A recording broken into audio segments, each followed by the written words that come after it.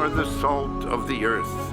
But if salt has lost its taste, how shall its saltiness be restored? It is no longer good for anything except to be thrown out and trampled under people's feet.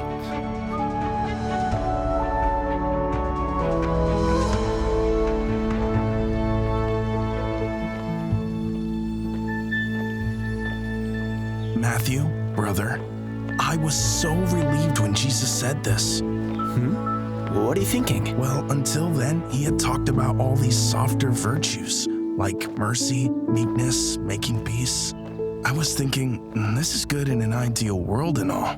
But in my life, like out on a fishing boat or sailing on the docks, I would be totally run over, used. I get that. I had a bit of the same feeling. If I'm always looking to make peace, people can abuse that to get what they want. When I'm merciful, I can wear myself out helping people who can't be bothered to fix their problems themselves. I could end up losing every shred of respect. That was where my thoughts were headed. I see what you mean. And hey, we Jews are a very proud people. The thought of being walked all over is hard to swallow. Jesus could probably see this in our eyes while we were sitting there. Right. But just then he took a whole new track. We're not going to be walked all over.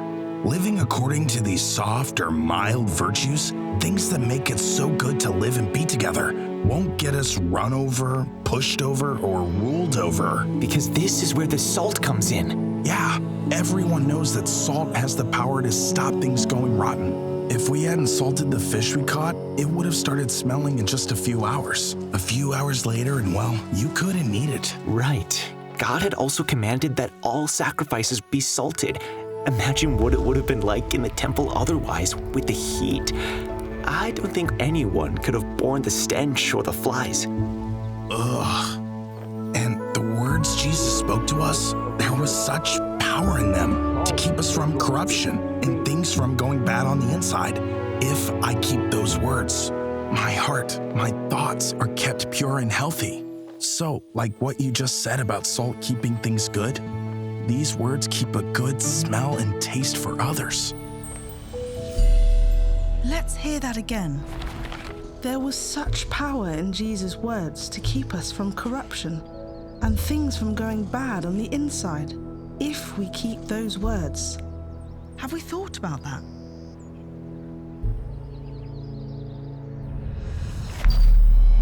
But if you're paying attention to detail, Jesus said we were to be the salt of the earth. It's not just about preservation for ourselves then. Don't you think it's all part of the same thing? Remember the effect Jesus had on people who spent time with him? They got converted and set a new direction for their lives. That way, they were preserved from the destructive influences and powers that make people so unhappy. So you think wherever we are on earth, we are to be messengers for Jesus. And if they put us on the outside, then they also shut out his preserving power. And then the deterioration, the rottenness, the corruption continues. But if they receive us, then it has the same effect as the salt, because we live and preach Jesus' words. Just so. And Jesus brought in the seriousness here too. We can lose our power if we don't live according to his word.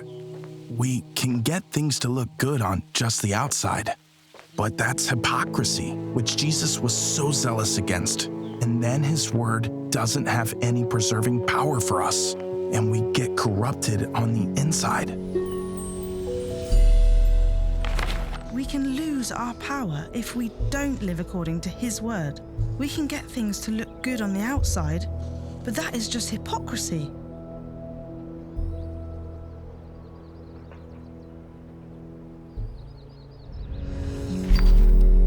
The scribes and Pharisees are good examples of that. I thought that what Jesus said was a brutal criticism of them as well. Yeah, they love showing off and being teachers, but they do not have authority the way Jesus did. They can't preach from their lives, and pretty much everyone can see the hypocrisy. And people are dead tired of them droning on and on. Just like Jesus said, then they're not good for anything anymore. They're already at the mercy of the Romans and have to make compromises with them all the time. the salt has lost the potency it once had. They do not have authority the way Jesus did. They can't preach from their lives.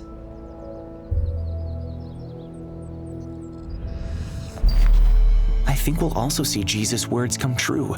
Eventually, they will be trampled down. It's a real relief that we are not to live that way. We are to be the salt of the earth. Oh, Matthew, I am so looking forward to getting to work with all this Jesus pointed out for us.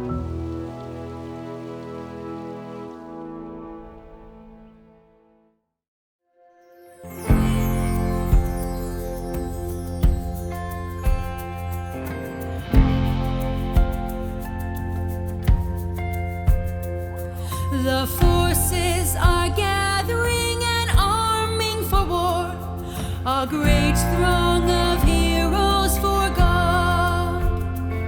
The hour of decision has come, be alert, give heed to this glorious word. Yet still they are gathering, will you be along to battle for Jesus? Yet still